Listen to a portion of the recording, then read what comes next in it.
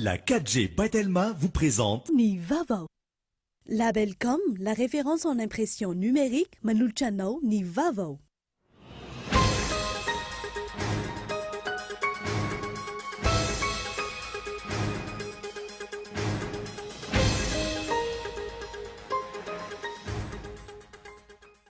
Nametraka ny vaty fehizoriny fotodrafitrasa fahazahoan'ny mponina rano fisotro madio mandavataona to amin'ny komuna Sampona sy Tanandava Atsimo amin'ny distrikany Amboasary faritra Anosy ny zoma lafisa teo minitry ny tontolo iainana. Tsy nisalasala ireo tanora tao Antsirabe naneho ny etaetany sy ny olana mianjady amin'izy ireo nandritra ny fionana tamin'ny filohan'ny tetezamita teo aloha Andro Rajoelina. Ny tsy fisian'ny asa, ny tsy fandriam-pahalemana ary ny sosialim-bahoaka moa ny tena nisongadina tamin'izany. Maresaka iraisam-pirenena kosa indray any Mali androany tanterahana ny fiodinana faharoa amin'ny fifidianana filoham-pirenena any an-toerana.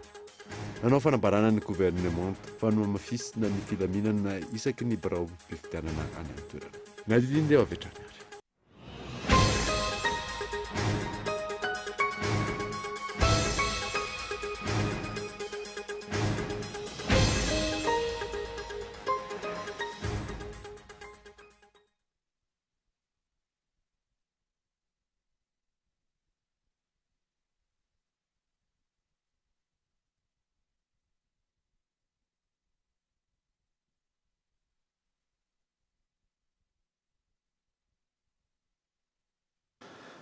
Miaraba tompoko lasy tompoko afotonga zo indray eto amin'ny fotoanany vaovao eto amin'ny Kolo TV manasanao ary anaraka izany hatramin'ny farany.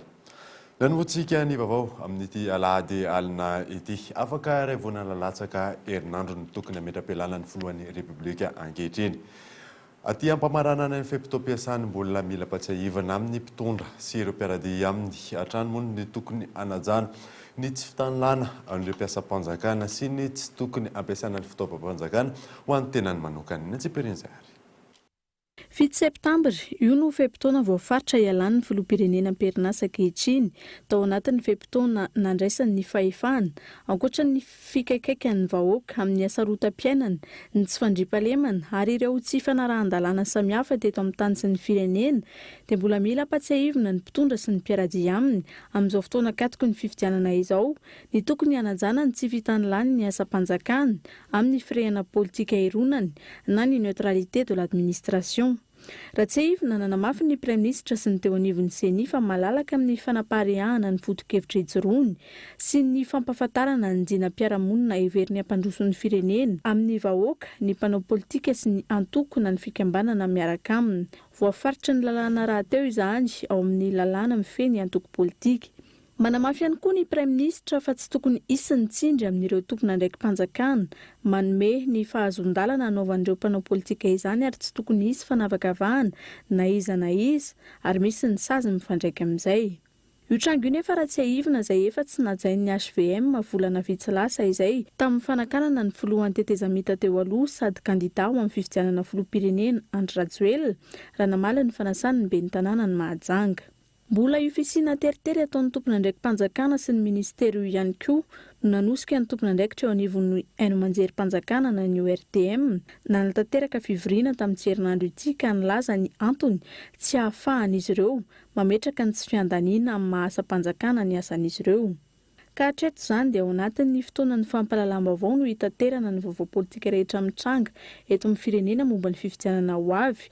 Ivelan'ny fotoanan'ny fampahalalam-baovao kosa no hanokanana fotoana ho an'ny fanehoan-kevitra politika misokatra ho an'ny kandida sy ny mpisehatra rehetra araka ny sosi-kevitra ny tompona ndraiky ny ORTM.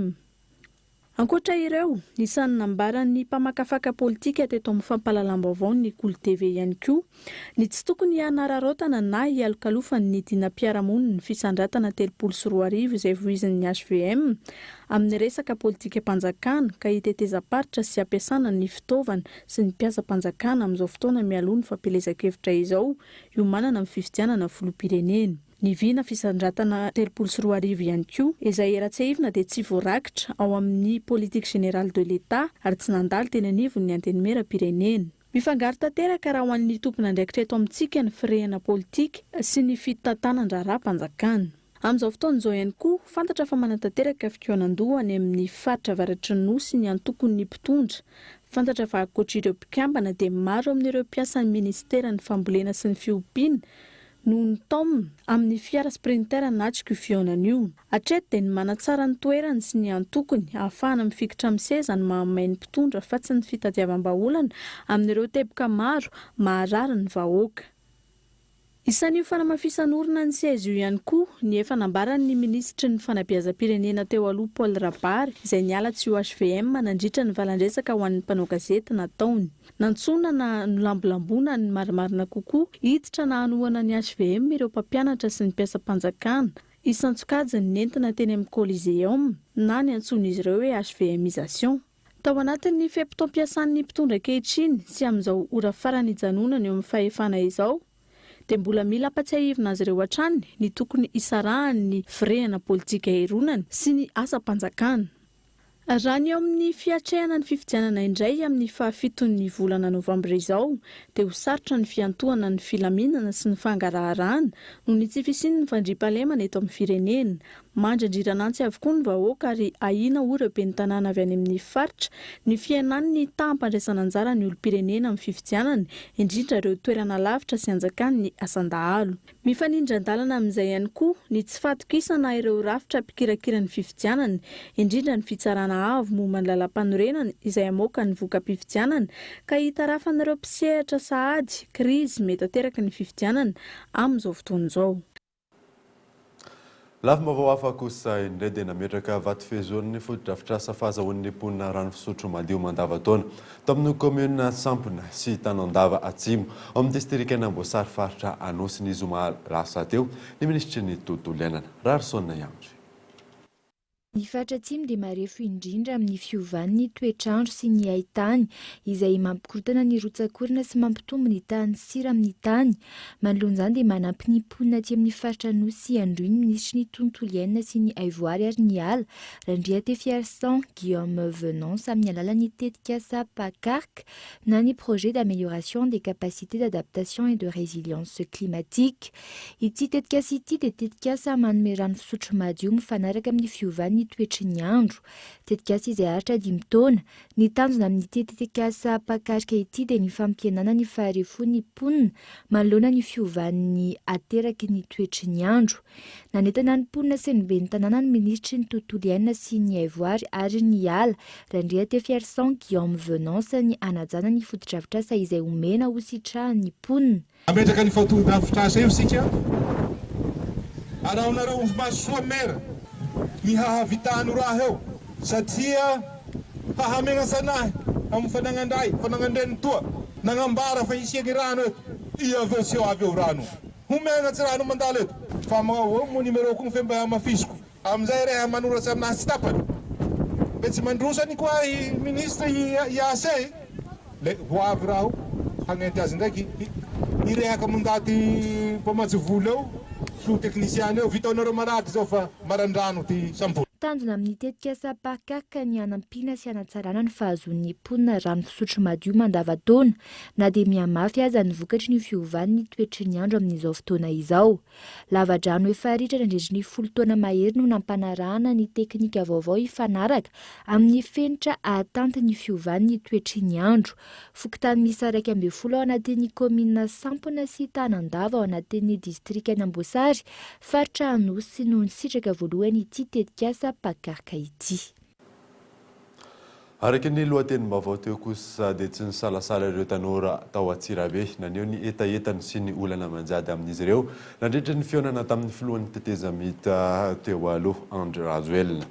Ny tsy fanananasa ny tsy fandriam-pahalemana sy ny sosialy maboaka moa tena nisongadina tamin'ny izany Gaetan Andretsilava.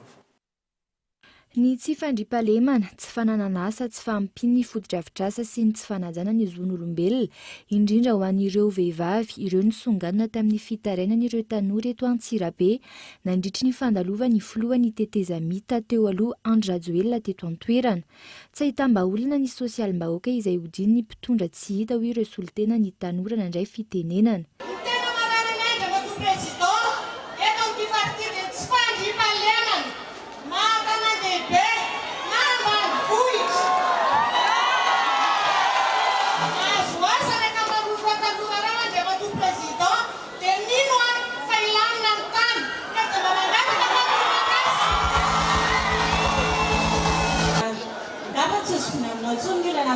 vehivavy, eo ny herisetra, eo ny tsy fananan'asa, eo ny olana mianjady aminay vehivavy maro ny atokantrano any. Manoloana izany président dia mangataka izahay mba hanomezana ho asa iombonana ho anay vehivavy efa fatra vakinakara. Dia raha malala fa any Antsirabe dia Zerville zay ny tratratratraina hatramin'izay. Be tanora ato, be da be ny afakabaka nefa tsy ampy foto-drafitrasa misy any aminay. Ka mangataka izay tompo, ampio salina misy any aminay, asio grand amphi koa any mba ici les troncs communs be da be any aminay. Manaraka koa tompo somary lavitra ihany iny tanàna iny. Dia mba mangataka izay malavitra zay tsy misy jiro any tompoko, mba asio jiro any dia mba tanàna ngezabe sady mahafinaritra be ny université any Antsirabe satria be da be maniry te hianatra any tsy ampy foto-drafitrasa mila pino zany tompo. Manoloana ireo fitarainan'ny tanora ireo nilaza ny filohan'ny tetezamita teo aloha fa azo ataony mamerina ny filaminana amin'ny alalan'ny famoronana asa sy ny famahana ny olana sedrain'ny mponina.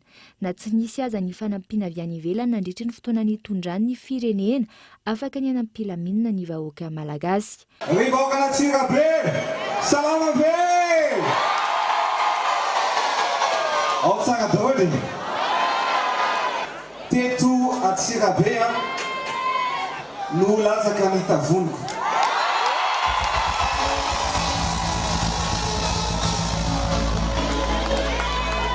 Teto Antsirabe zany no teraka tsara ho fantatrareo zany. Ny zavatra mampifamatotra antsika noho izany.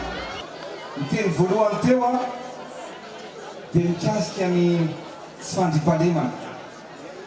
Io dia manerana ny Madagasikara ary tena mahavaky fo ny zavatra misy satria dia manjaka manerana ny nosy izany tsy fandriampahalemana zany. Ao anatin'ny programman'ny UM dia mametraka lahara-pameana resaka fandriampahalemana. Mafisiny ihany koa fa manana ny fahafahana mivoatra ao anatin'ny fotoana fohy ny fatra vakina karatra noho izy mamokatra na eo amin'ny fambolena izany na eo amin'ny resaka fiompiana. Ny vakina karatra mantsy dia fohy akinan'ny fambolena ka zay nitodiako amin'ny mpamboly ankehitriny satria manana tetikasa manokana isika mba hoentina boroboroboina ny fambolena aty amin'ity faritra vakina karatra ity.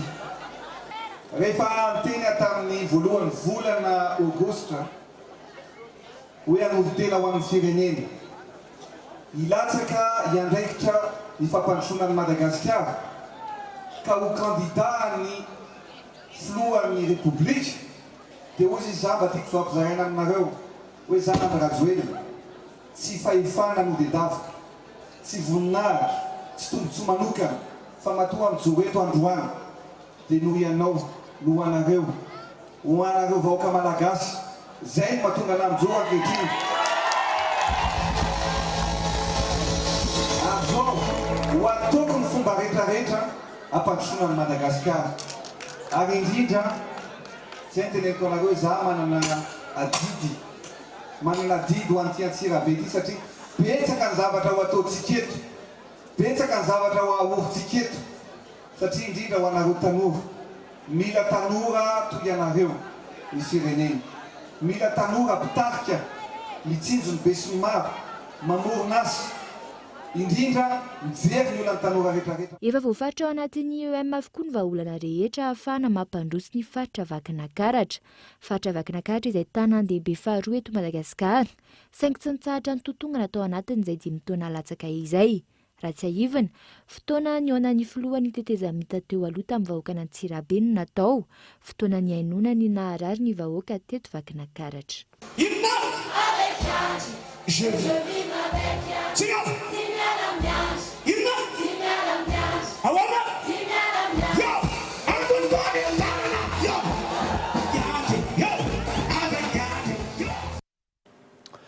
Ny tontolon'ny fampandrosoana ifotony no tondrana adefitra tao anatin'ny fandarana ankitsipony izy maalina teo teto amin'ny fahitalavitra Kolo TV. Ny vahiny tao amin'izany moa Andriamatofo miandry zoky Franklin zay be ny tanànan'ny Bekopaka.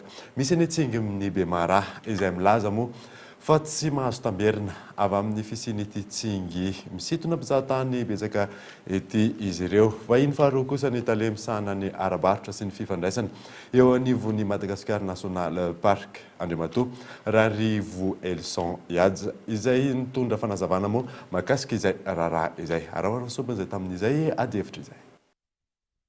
Zany ho antsika izay tsy mahafantatra dia ny MNP no mitantana andreo alan-javaboary nasionaly miisa 370 manerana ny Madagasikara.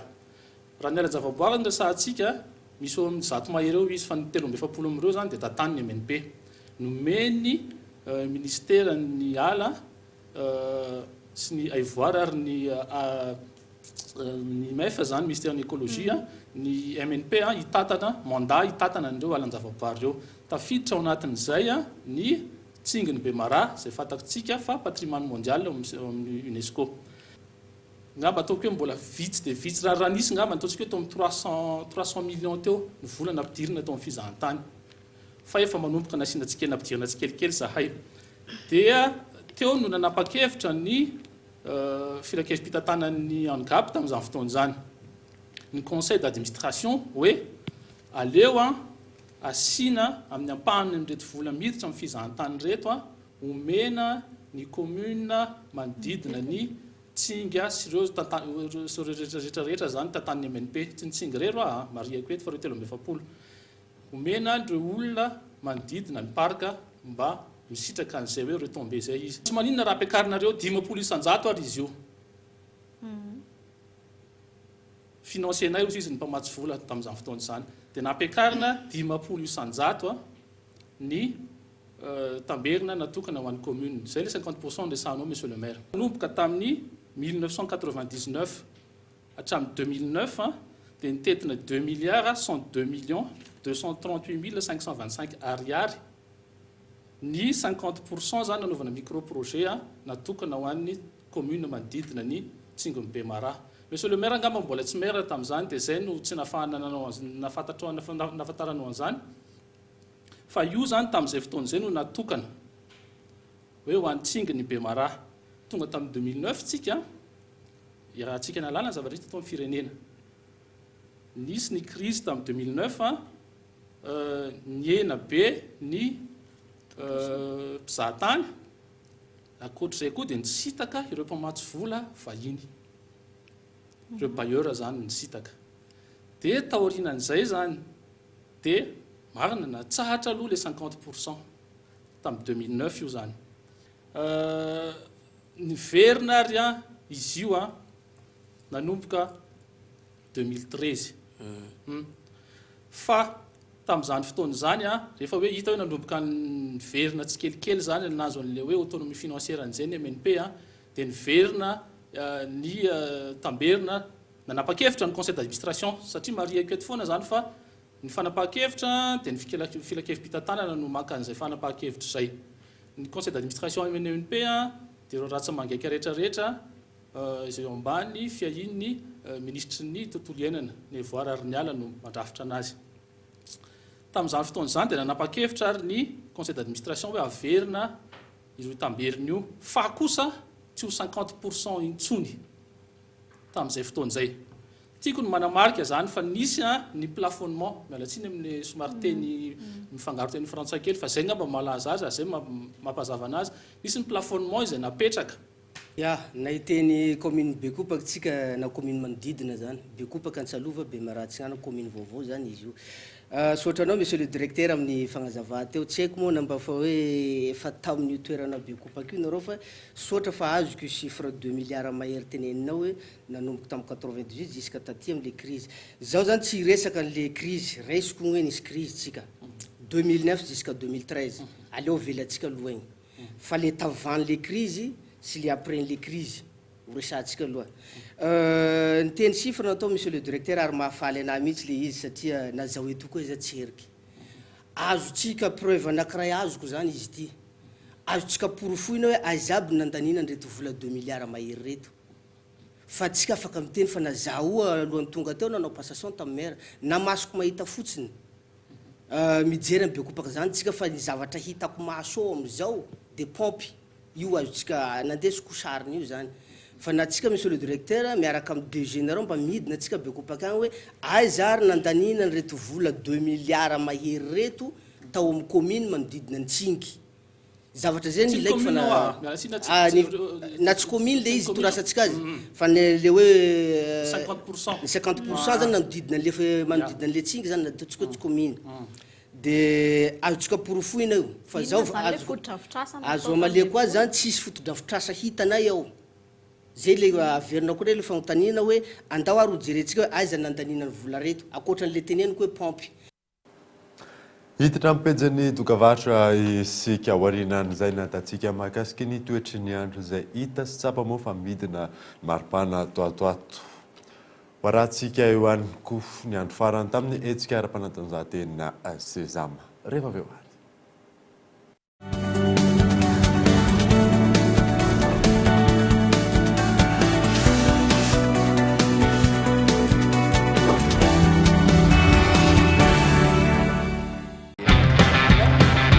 Oui, appel vers tous les opérateurs.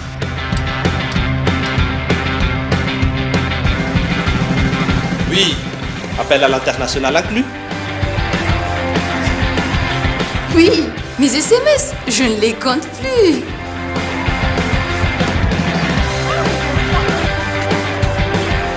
Et oui, l'Internet à la vitesse 4G. 0,5 arrière par seconde vers Faf et Club First. 1 arrière vers Telma et 3 arrière vers les autres opérateurs. Vous aussi, soyez First. À partir de 10 000 arrières, First Premium. Et découvrez toute la gamme First sur www.telma.mg ou rendez-vous en Telma Shop. Telma, Safid numéro 1 Malagasy.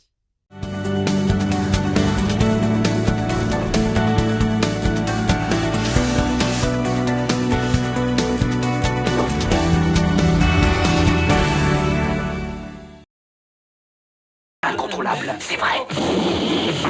Et même très dangereux. Il a rien contre le pilote, mais contre son attitude. Vous savez, moi, quand un truc me branche, je le branche. Il ne suffit pas d'être un fougueux pilote. J'ai une famille, moi, je peux pas me permettre de tout foutre en l'air. Et toi, tu es ma seule famille. Jamais je ne te ferai sale coup. À Top Gun, on va vous apprendre le combat. Encore 10 secondes et c'est bon. Ici, pas de points pour les secondes places. Ce que tu fais en mission, c'est très dangereux. Crois-moi, il faut que tu t'accroches. Iceman, à vos ordres. Hollywood, à vos ordres. Secteur 2. Vous, Maverick, vous les mettez en réserve avec Merlin en alerte. À vos ordres. Des MiG sont dans le secteur et la situation est tendue. S'il y a hostilité à votre égard, vous ouvrez le feu.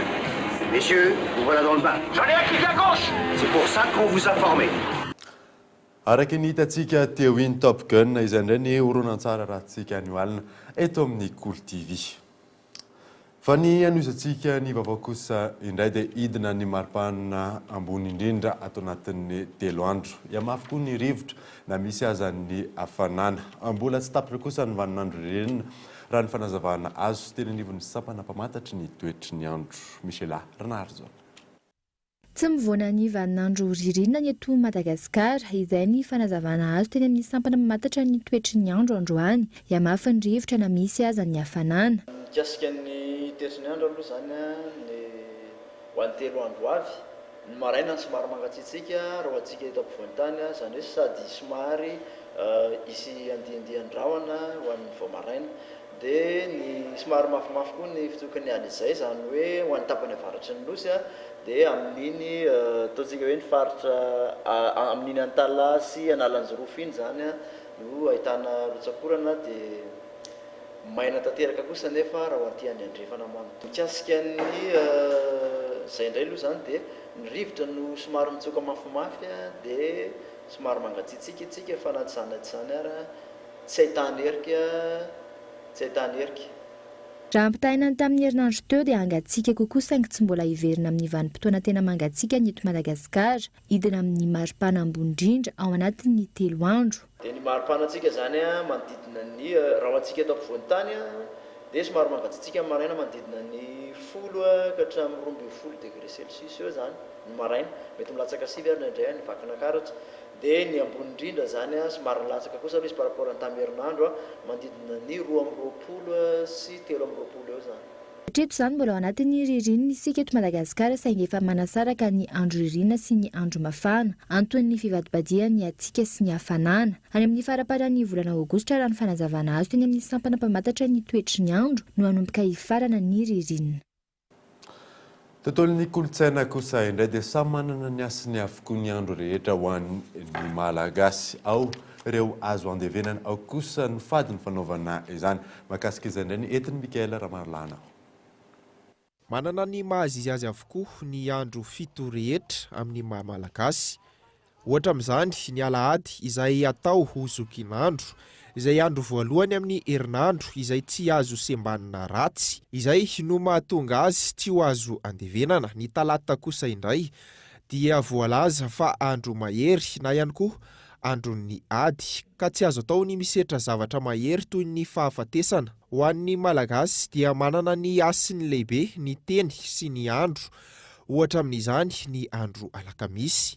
Ny alakamisy indray kosa dia amin'ny anarany mihitsy no mahatonga azy tsy andevenana. Ny malagasy manko io teny io aminy misy asany tsirairay avy. Alakamisy mizara roa, ala ka misy mizara telo ary zany le izy. Zany hoe raha misahatra alana dia lasa misy ihany indray avy ao. Ka ny zavatra tsara ny tokony atao alakamisy satria raha analana aza dia mbola misy ihany avy ao. Fa ny zava-dratsy tsy azo atao alakamisy satria raha alanao le ratsy dia misy ratsy tonga ihany, izay ny tsy andevenana alakamisy. No ny finoan'ny malagasy sy ny fanomezana asina ny andro akoatra izay no nahafahana manao ny fandevenana ho hatrany ny fanazavana. Andriana Solo Benoit, mpandalina ny maha-malagasy no mitondra ny fanampanazavana. Ny alatsinainy izao ohatra dia lazaina hoe andro mihera. Ny andro alarobia dia ny fanalana aretina. Satria misy kilalao-teny foana ataon'ny malagasy amin'ilay anaran'andro rao. Taka ny lazaintsika eto hoe ny alakamisy. Ny alarobia dia ataony hoe ala rofy.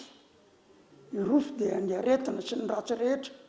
Ka ny alarobia zany dia fanalana rofy.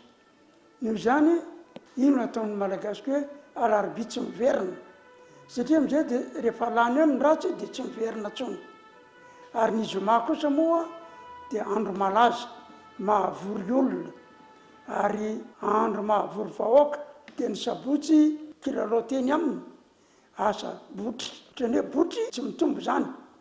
Ka ny asa fandevenana zany raha atao asa botry dia namany tsy mitombo. Efa hatramin'ny andron'ny fazimba no nipetraka izany rehetra izany, ary niainga tamin'ny fanandrona ihany koa, saingy razoina ny tantara dia nalaina avy amin'ny tenin'ny arabo ireo andro malagasy ireo.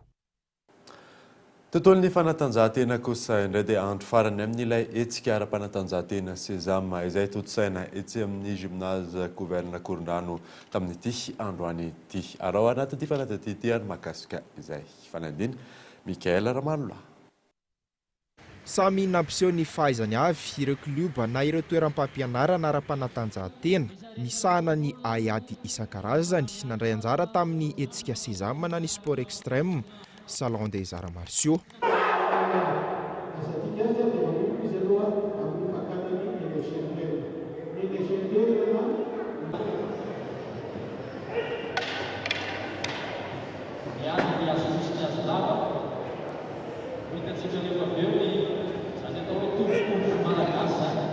Fankafizana ny arts martiaux fanitarana ny fahaizana efa ananana.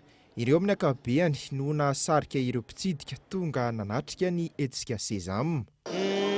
Izy mirepresenté arts martiaux maro be dia izay anisan'ny nahaliana anahy sady zaho koa moa fanana arts martiaux. Arts martiaux zany ohatrany hoe le art mihitsy nefa mikole anaty son appel de son nay iray manontolo mihitsy. Amin'ny hetsika toy izao zany dia ohatrany hoe mifampirisiana ho an'ny olona mba halala ny karazana arts martiaux misy eto amin'ny tantsika eto Madagasikara. Haiady art tena malagasy, art théma, art traditionnel malagasy.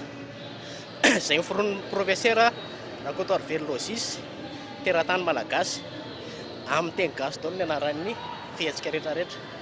ny fanampiana amin'ny hetsika toy izao amin'ny ara-marotra malagasy a dia ale izy zany a hoentina hanampiana ny rehetrarehetra ohatra hoe amin'ny fiarovan-tena sy ny ohatr'izay mba tsy varilavo ny ankizy amin'ny zavatra hafa ny ivelany any mba variana manao sport.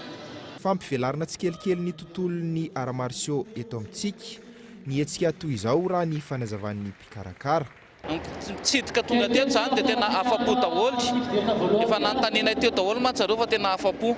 Hetsika zany vao première édition iny fa ho avy ny deuxième édition ary mbola ataonay raitra kokoa noho izao ny zavatra iseho amin'ny herintaona. Entahan'ireo zaza sy ireo zanantsika mbanao ara-marsio fa fampianarana vaovao antsika io ary antsika mpanao efa ao anatiny a toy izy le izy fa hiara-iasa amintsika ary hiara-iasa aminareo ny sezam fa manatena antsika manatsaina fiara-miasa antsika fa afaka mifanoha antsika dia misy foana ny édition manaraka sy misesisesy. Fanohanana goavana ny tontolon'ny aiady misy eto Madagasikara ny hetsika toy izao ho hiatrano ny fanazavana ireo mpandray anjara. Ankoatra izay dia manosika ny tsirairay hiditra amin'ny fianarana izay ara-marsio izay na ny aiady ihany koa ireo kiloba maro mandray anjara amin'ity hetsika ity. Mbola isy araka izany ny andiany manaraka ho an'ireo mpankafy ny aiady raha ny fanazavana hatrany.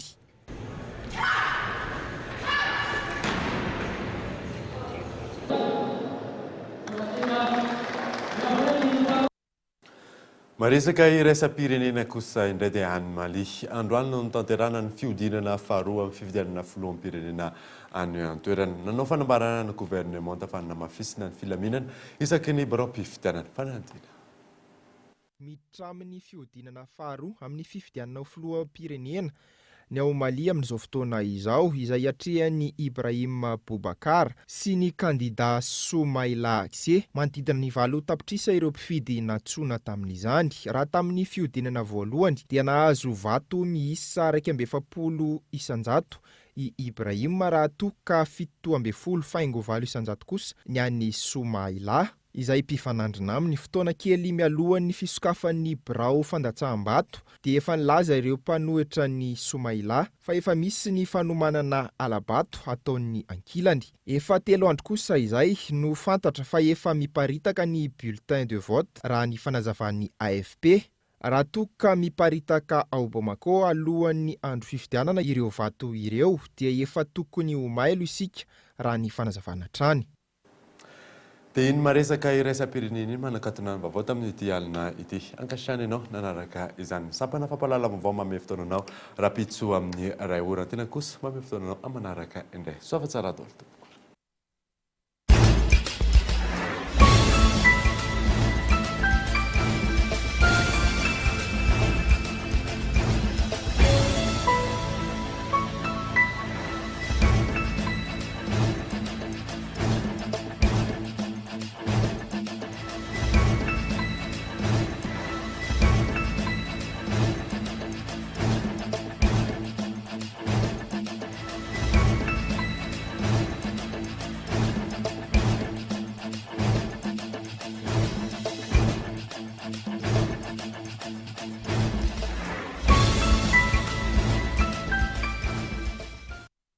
Narainao teo ny fampalalam-baovao niaraka tamin'ny Labelcom, la référence en impression numérique.